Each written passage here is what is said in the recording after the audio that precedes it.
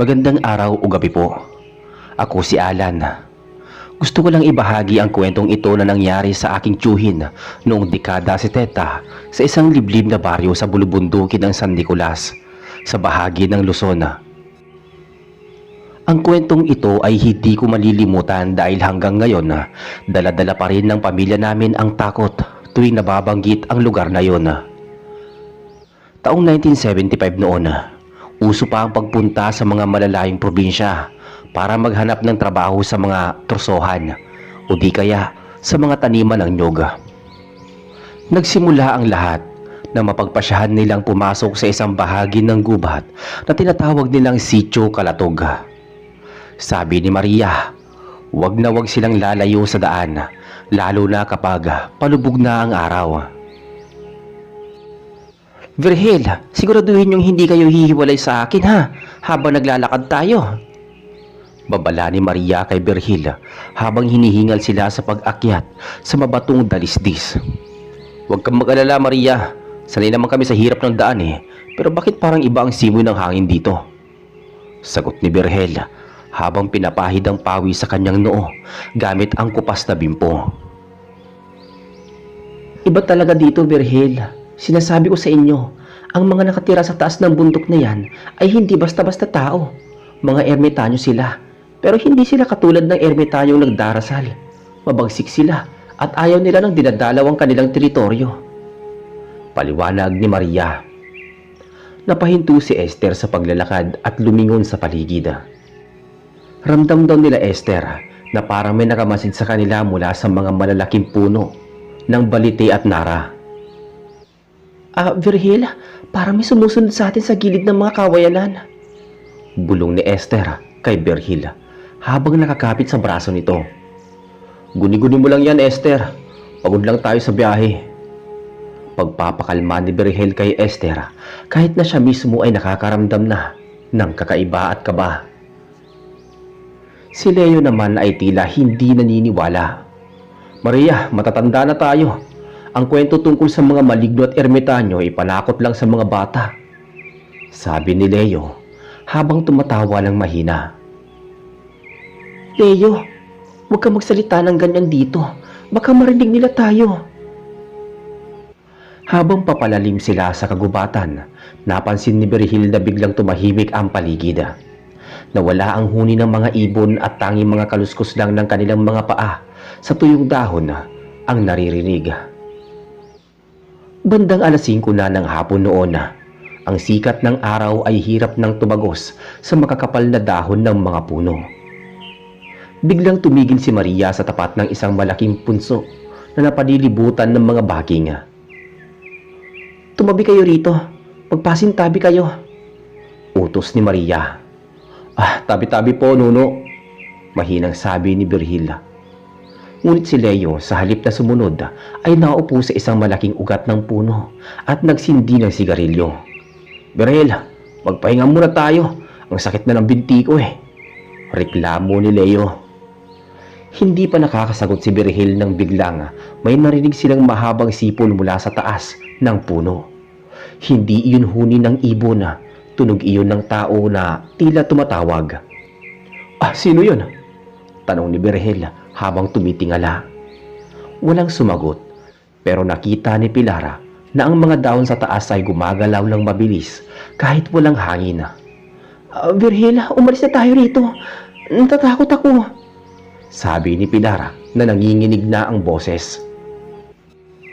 Nagpatuloy sila sa paglalakad hanggang sa makakita sila ng isang maliit na dampa sa gitna ng gubat. Akala nila ay doon na sila makakapaglipas ng gabi.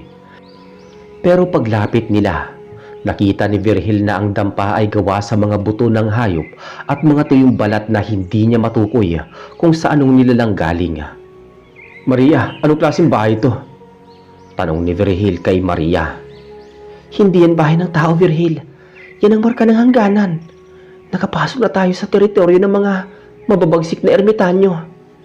Sagot ni Maria na maputla ang muka. Biglang may lumitaw na isang matandang lalaki sa harap nila. Napakahaba ng balbas nito na abot hanggang bewang. Madungis ang suot na tela at ang kanyang mga mata ay kulay puti lahat. walang itima. Sino ang nagbigay sa inyo ng pahintulot na dumaan sa aking bakuran? Tanong ng matanda na ang boses ay parang nanggagaling sa ilalim ng lupa. Napatras si Virgil at agad na humarang sa harap ni Esther.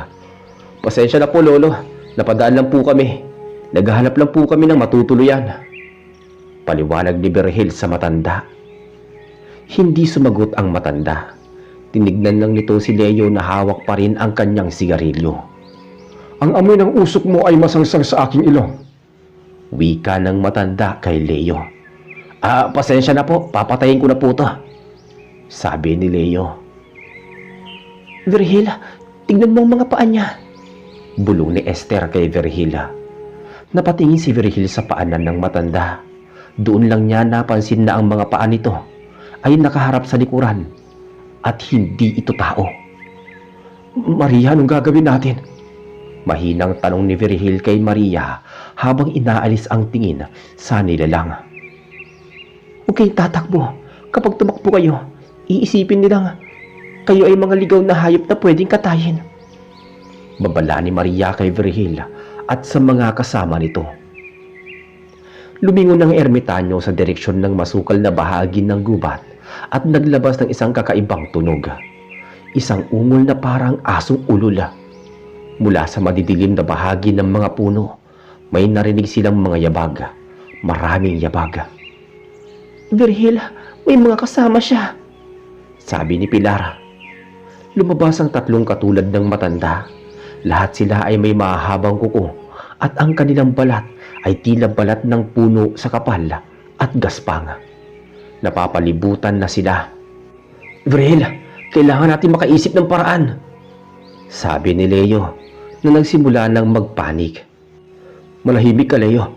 Maria, may dala ka bang asin o bawang? Tanong ni Virgil. Wala, Virgil. Ang tanging panlaban natin dito ay ang hindi pagpapakita ng takot. Pero huli na, naamoy na nila ang takot ninyo, sagot ni Maria. Biglang lumapit ang unang ermitanyo kay Virgil at inamoy ang kanyang leeg. Ang hininga nito ay amoy na bubulok na karne. Virgil, huwag kang gagalaw, bulong ni Esther habang umiiyak ng walang tunog. Humarap ang ermitanyo kay Virgil at ngumiti. Ang kanyang mga ngipin ay matutulis at kulay itim. May bisita tayong dadalhin sa loob ng kuweba, wika ng ermitanyo.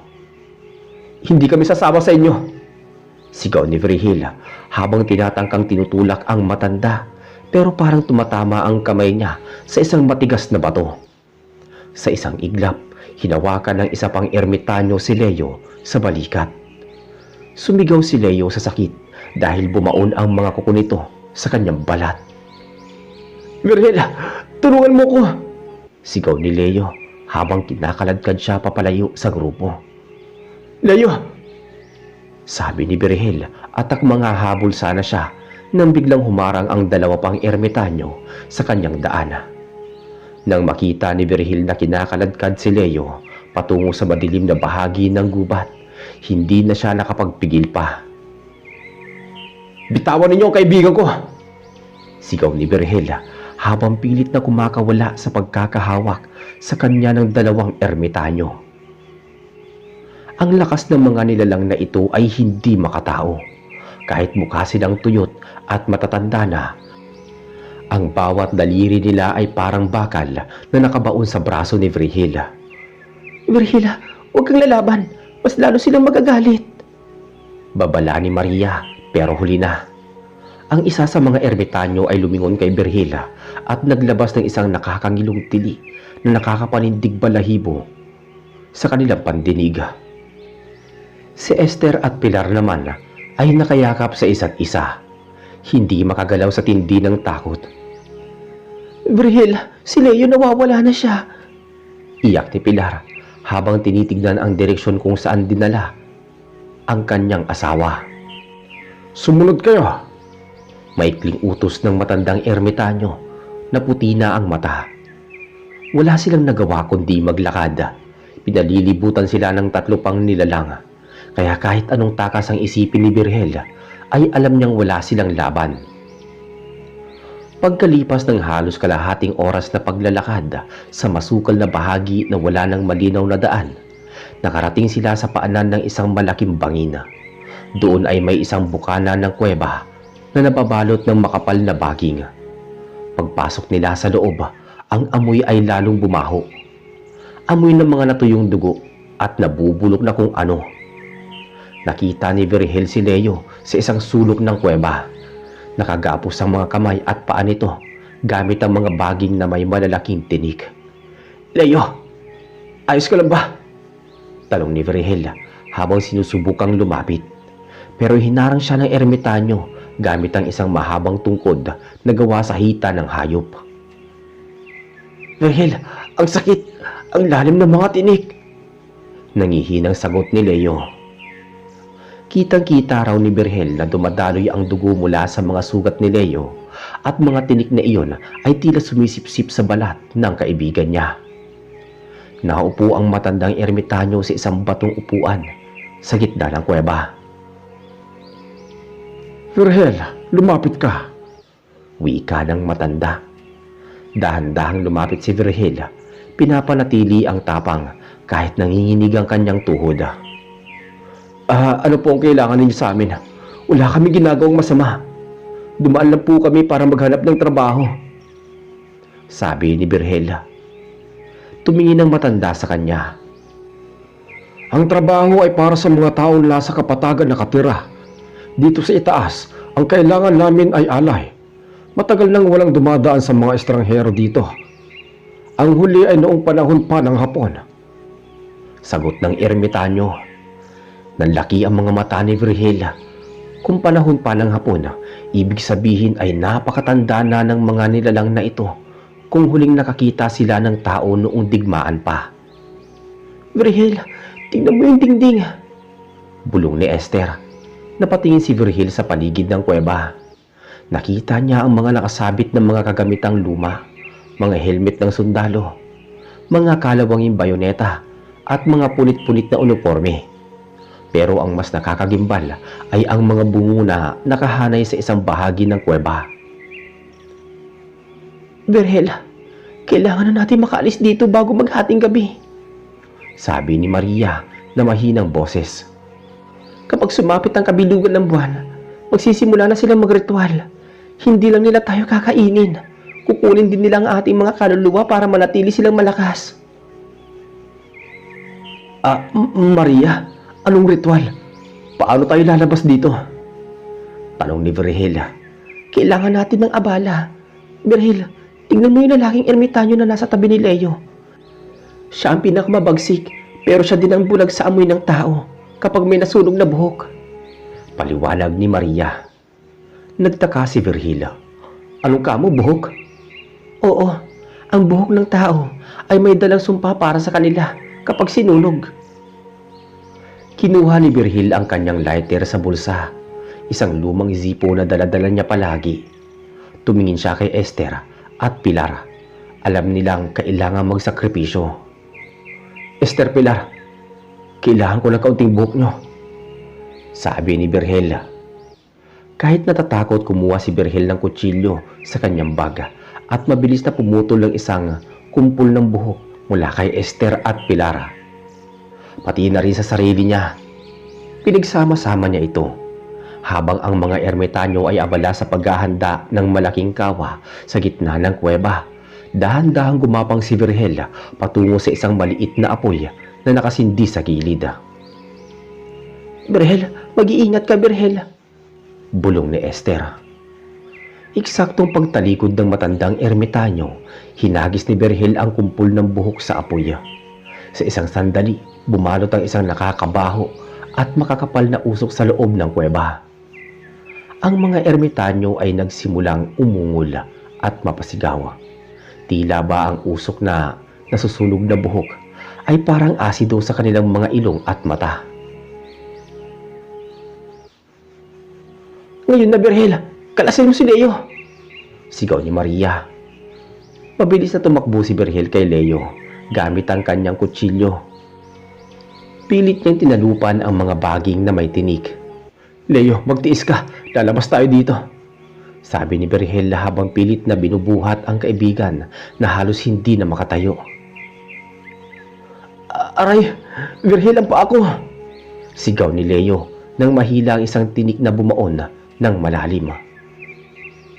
Nagkagulo sa loob ng kuweba. Ang mga ermitanyo ay nagbabanggaan dahil hindi sila makakita sa kapal ng usok. Pero ang matandang ermitanyo ang pinuno nila ay hindi biglang tumayo at naglabas ng isang ugong na yumanig sa buong kuweba. Berhel, bilisan nyo! Nararamdaman niya na tayo!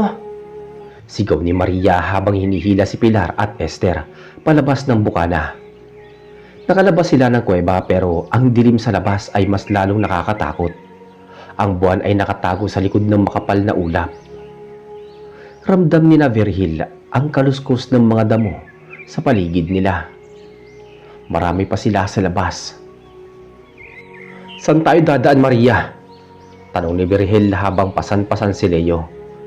Sa ilog. Ang mga ermitanyong to ay ayaw sa umaagos na tubig. Kapag nakatawid tayo sa ilog, hindi na nila tayo masusundan. Sagot ni Maria. Takbo sila sa gitna ng kadiliman. Si Berhel ay hindi na alintana ang bigat ni Leo at mga gasgas mula sa mga sanga ng puno na tumatama sa kanyang muka. Berhel, sa kanan! May bangin malapit dito! Sigaw ni Esther. Habang tumatakbo sila, narinig ni Berhel ang isang pamilyar na boses mula sa likuran. Berhel, huwag kang lilingon! Huwag kang hihinto! Sigaw ni Maria nang mapansin niyang nag-aalangan si Berhel. Ang mga ermitanyo daw ay marunong manggaya ng boses ng mga mahal mo sa buhay para lang mapatigil ka sa pagtakbo. Lumingon pa rin ng bahagya si Berhel at nakita niya sa ilalim ng puno ang isang nilalang na kamukhang kamukha ni Leo. Nakatayo at kumakaway sa kanya, pero ang mga mata neto ay gaya ng sa matandang ermitanyo, puting-puti. Berhel, tulungan mo ko. Iniwan niyo ko. Sabi ng impostor na Leo. Hindi kasi Leo, ang kaibigan ko ay pasang ko. Sigaw ni Berhel at lalong binilisan ng pagtakbo. Nakarating sila sa pampang ng ilog. Ang tubig ay malakas ang agos dahil kakatapos lang ng ulan kahapon. Berhel, kailangan natin tumawid ngayon din. Sabi ni Maria. Isa-isang lumusong sa malamig na tubig si Berhel. Ang huling lumusong kasama si Leo nang nasa gitna na sila ng ilog. Lumitaw sa pampang ang apat na ermitanyo. Nakatayo sila doon, galit na tumitingin sa kanila pero hindi sila makatapak sa tubig. Berhel, tignan mo sila! Sabi naman ni Esther. Pero habang nasa gitna sila, biglang may humila sa paa ni Berhel mula sa ilalim ng tubig. Halos lumubog sila Leo. Berhel! Berhel! Ano kaya ang humila sa paa ni Berhel sa ilalim ng tubig? At makakaligtas nga ba sila sa bangis ng mga ermitanyong aswang na naghihintay lang sa pampang? Muntik na talagang malunod si Berhel ng oras na yon. Ang akala niya ay mga ermitanyo lang ang kalaban nila, pero may iba pa palang nagbabantay sa ilalim ng tubig. Berhel, kumapit ka sa akin! Sigaw ni Esther habang pilit na inaabot ang kanyang kamay. Pero si Berhel ay pilit na nilulubog lang kung anong pwersa sa ilalim. Ang pasan-pasan niyang si Leo ay nagpabigat pa sa kanya kaya lalong naging mahirap ang sitwasyon. Berhel, huwag mong bitawan si Leo! Sigaw ni Pilar na nasa mababaw na bahagi ng ilog. Sa ilalim ng tubig, idinilat ni Berhel ang kanyang mga mata kahit mahapdi. Doon niya nakita ang isang nilalang na parang tao pero ang balat ay madulas at may mga kaliskis. Isang syokoy o baka naman ay alagad din ng mga ermitanyong aswang. Mabilis na kinuha ni Berhel ang kanyang kutsilyo mula sa kanyang bewang at sinaksak ito sa kung anong mahawakan niya sa ilalim. Biglang bumitaw ang kapit sa kanya at lumitaw ang maitim na dugo sa ibabaw ng tubig. Agad na sumulpot si Berhel sa ibabaw, humahabol ng hininga. Berhel, halina kayo! Sigaw ni Maria. Sa wakas ay nakatawid sila sa kabilang pampang. Basang-basa sila at nanginginig sa lamig. Nang lumingon si Berhel sa pinanggalingan, nakita niya ang 4 na ermitanyo na nakatayo pa rin sa may kabilang bahagi. Ang matandang ermitanyo na puti na ang mata ay nakaturo sa kanila. Berhel, huwag mo siyang titignan sa mata, sabi ni Maria. Sinusumpa niya tayo. Dagdag pa niya. Berhel, umalis na tayo rito. Parang bumibigat ang pakiramdam ko, sabi ni Leo na kahit sugatan ay pilit na naglalakad sa tulong ni Berhel. Nagsimula silang maglakad palayo sa ilog, pasok sa isang maliit na malinis na bahagi ng kagubatan. Akala nila ay ligtas na sila, pero habang naglalakad, napansin ni Berhel na tila paikot-ikot lang sila. Maria, kanina pa natin nadadaanan ng puno to ah. Ito yung balitin na may nakasabit na bungo ng baka, sabi ni Berhel habang hingal na hingal. Nililigaw tayo ng mga ermitanyo, Berhel. Kahit nasa kabilang pampang na tayo, ang kanilang kapangyarihan ay abot pa rin dito. Balik na rin yung mga suot ninyong damit. Ngayon din, sabi ni Maria. Ginawa nila ang mga sinabi ni Maria. Hinubad ni Berhel ang kanyang kamiseta at sinuot ito ng pabaliktad. Gayon din ang ginawa nila Esther, Pilar at Leo. Habang ginagawa nila ito, may narinig silang mga hagikgik sa taas ng mga puno. Parang mga batang nagtatawanan, pero ang tunog ay nakakatindig sa tenga. Berhel, may mga anino sa taas, bulong ni Esther. Huwag niyo silang papansinin. Berhel, dire-diretso lang ang tingin natin sa unahan, sabi ni Maria. Habang naglalakad sila, biglang tumigil naman si Leo. Berhel, sandali. Ang asawa ko si Pilar. Lumingon si Berhel at halos tumigil ang tibok ng puso niya. Ang kasama nilang si Pilar ay hindi na si Pilar. Ang mukha nito ay dahan-dahang nagbabago, nagiging kamukha ng matandang ermitanyo na nasa kuweba kanina. Berhel, tulungan mo ko, sabi ng nilalang na kamukha ni Pilar, pero ang boses ay parang gasgas na plaka.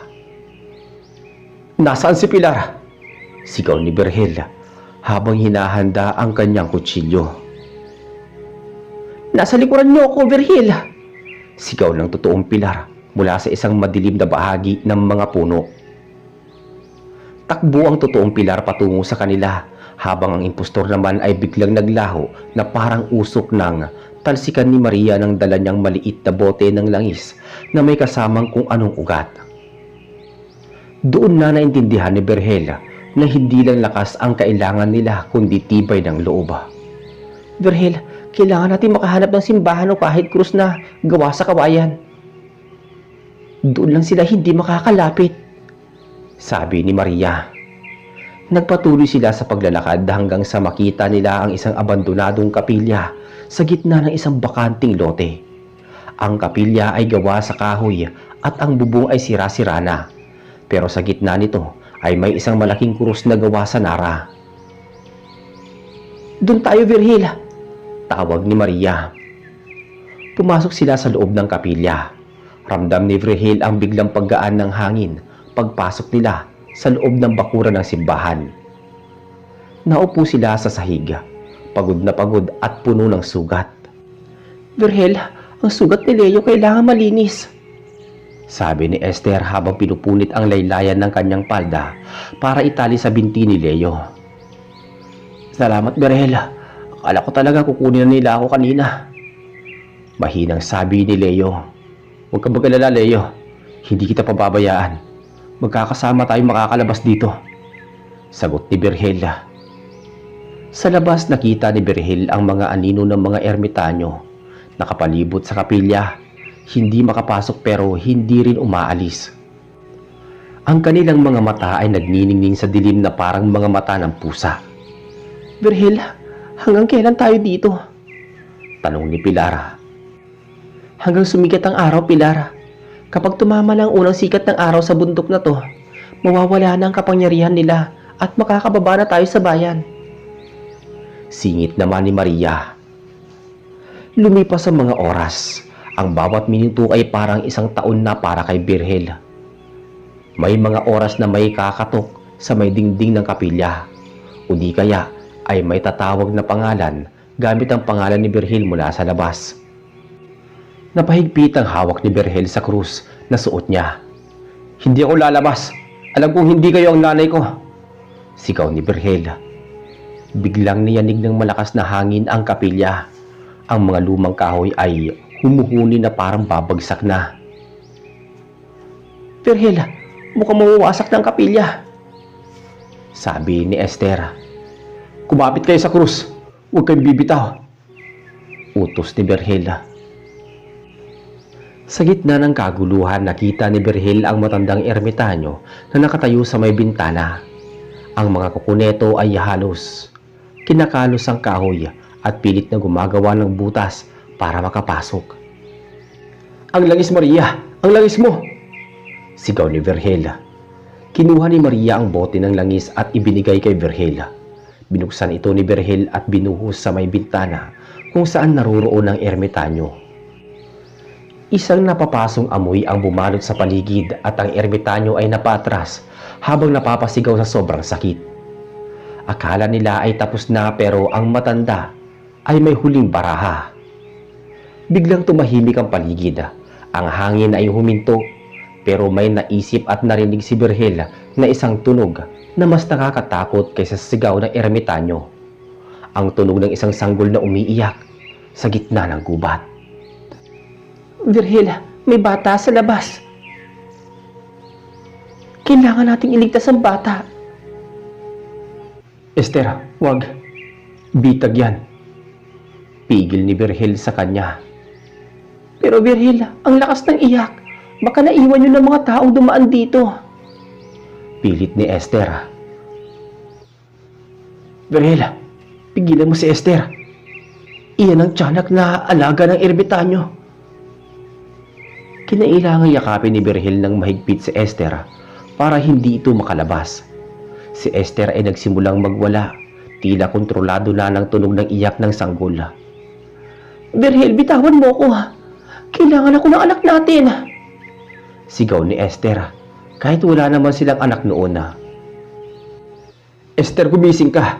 Wala tayong anak." "Birhel, sampalin mo siya," utos ni Maria. Sinunod ni Birhel si Maria. Sinampal niya ng bahagya si Esther.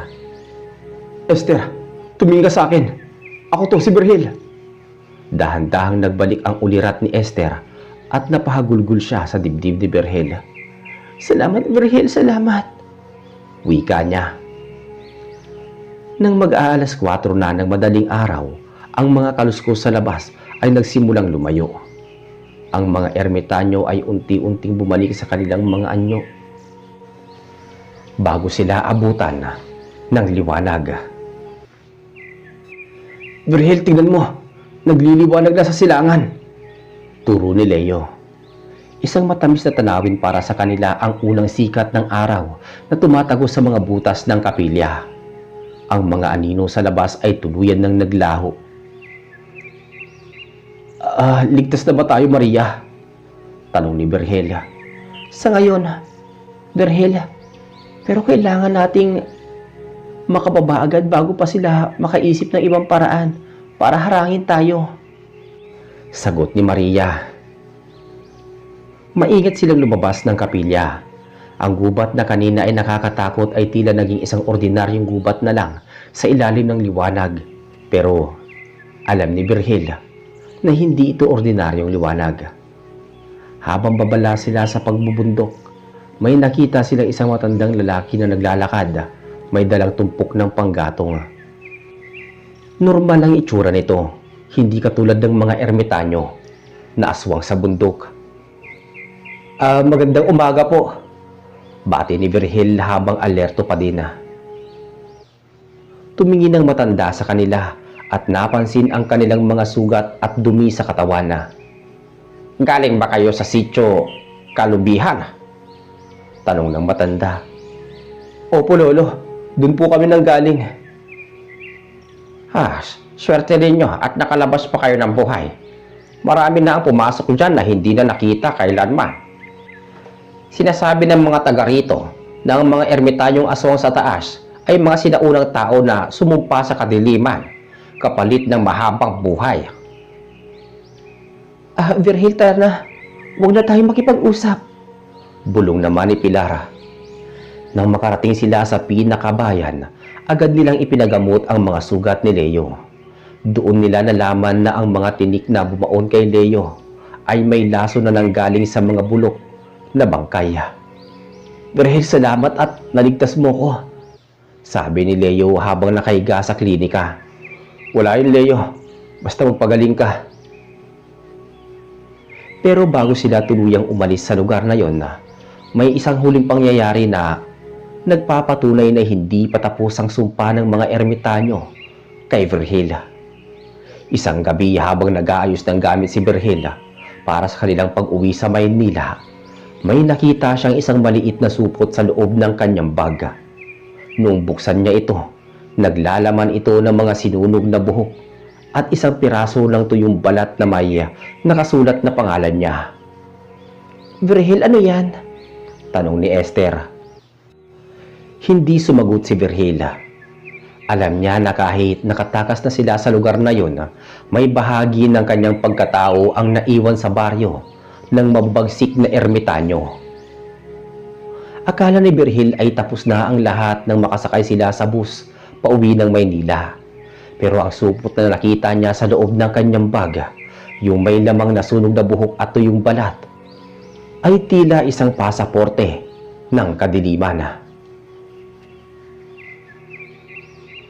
Habang bumabiyahe sila, napansin ni Virgil na si Maria ay tahimik lang sa dulo ng bus. Nakatingin lang ito sa labas ng bintana at ang kanyang mga labi ay tila may binubulong na dasal o orasyon. Maria, ayos ka lang ba? Kanina ka pa walang kibo ah. Tanong ni Virgil.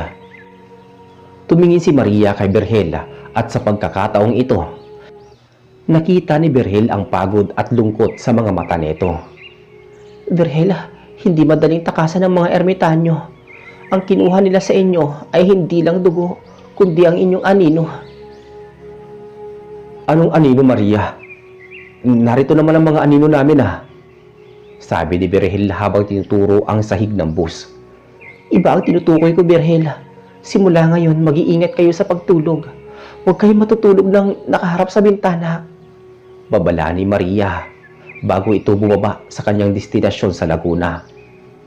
Nakarating sina Virgil at Esther sa kanilang maliit na bahay sa Tondo. Gabi na noon at pagod at hindi mapakali si Virgil. Nilagay niya ang misteryosong supot sa isang drawer at sinubukang matulog. Pero doon na nagsimula ang kakatuwang pangyayari. Bandang 2:00 ng madaling araw nagising si Virgil dahil sa isang mahinang kaluskos sa ilalim ng kanilang katre. Parang may kumakamot sa sahig nila. Esther, naririnig mo ba yon? Bulong ni Virgil habang kinakapa ang asawa sa tabi niya. Pero hindi sumagot si Esther. Nang lumingon si Virgil, laking gulat niya dahil ang katabi niya ay hindi si Esther. Ang katabi niya ay isang tumpok ng mga tuyong dahon at baging nahugis tao. Esther! Sigaw ni Virgil habang napapatalon sa higaan. Biglang bumukas ang ilaw. Nakita ni Virgil si Esther na nakatayo sa may pintuan ng kusina. May hawak na baso ng tubig. Virgil, anong nangyari sa'yo? Bakit ka sumisigaw? Huminga ng malalim si Virgil nang tignan niya ang kama. Wala na ang mga dahon.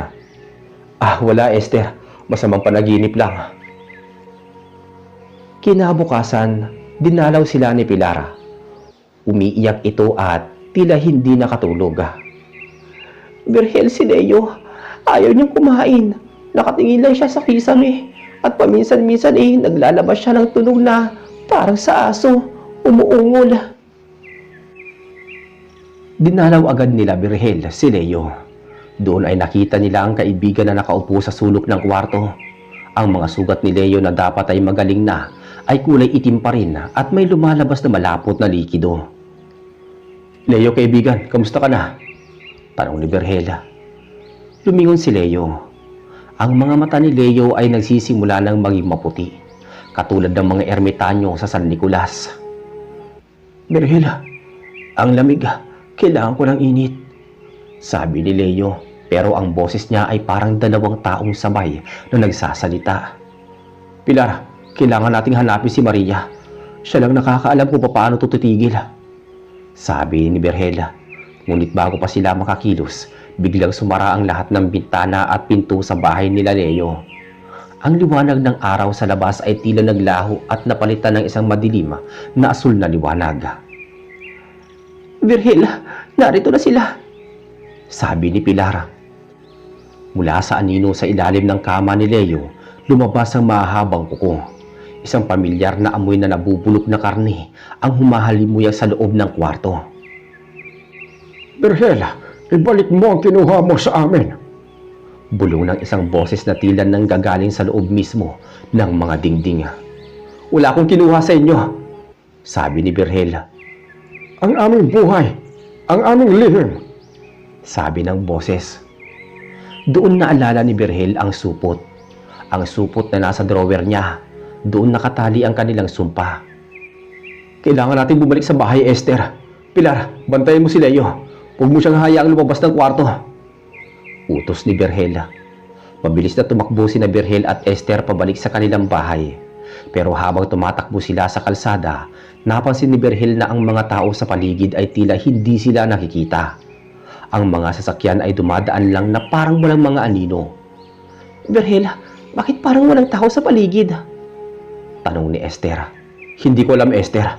Dire-diretso lang tayo. Nang makarating sila sa kanilang bahay, hinalughog ni Virgil ang drawer. Pero wala na doon ang supot. Ang nahanap lang niya ay isang bakas na basang lupa na hugis paa ng tao. Isang paang nakaharap patalikod. Virgil, nasa taas siya, turo ni Esther sa kisame. Nakatitig sa kanila ang matandang ermitanyong puti ang mata. Nakadikit ito sa kisame na parang butiki. Hawak nito ang supot ng nasunog na buhok. Virgil, huli na ang lahat. Ang iyong kaibigan ay isa na sa amin, wika ng ermitanyo sabay lundag bababa.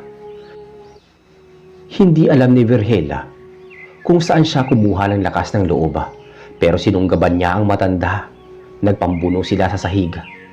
Ang balat ng ermitanyo ay kasing tigas ng kahoy, pero nararamdaman ni Virgil na ang kahinaan nito ay ang kanyang puso. Esther, ang kutsilyo! Yung ginamit natin sa ilog! Sigaw ni Virgil. Inabot ni Esther ang kutsilyo kay Virgil. Sinaksak ito ni Virgil sa dibdib ng nilalang. Sa halip na dugo, ang lumabas doon ay maitim na usok na amoy luma at tuyong dahon. Ang ermitanyo ay naglabas ng isang huling tili bago ito tuluyang naglaho na naging isang tumpok ng abo sa sahig. Virgil, ayos ka lang ba? Tanong ni Esther. Sa tingin ko, Esther, pero kailangan natin puntahan si Leo.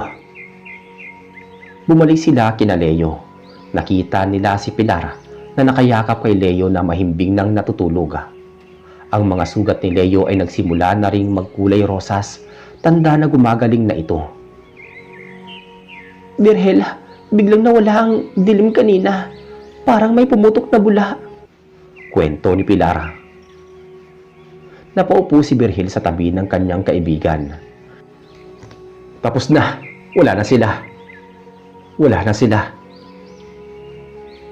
Pero habang nagpapahinga sila, isang sulat ang dumating para kay Virgil. Galing ito kay Maria ang nakasulat. At ang nakalagay doon, Virgil, alam ko nagtagumpay kayo sa ngayon, pero ang ermitanyo ay hindi basta-basta namamatay. Sila ay bahagi ng lupang ating nilalakaran. Huwag ninyong kalilimutan ang nangyari sa inyo sa sityo. Dahil balang araw, ang bundok ay tatawagin muli at tatawag muli. Doon po nagtatapos ang unang engkwentro ni Virgil sa mga mabagsik na ermitanyo. Pero ang hindi nila alam nila Virgil, ang abo na naiwan sa kanilang sahig ay dahan-dahang humahalo sa hangin ng Maynila.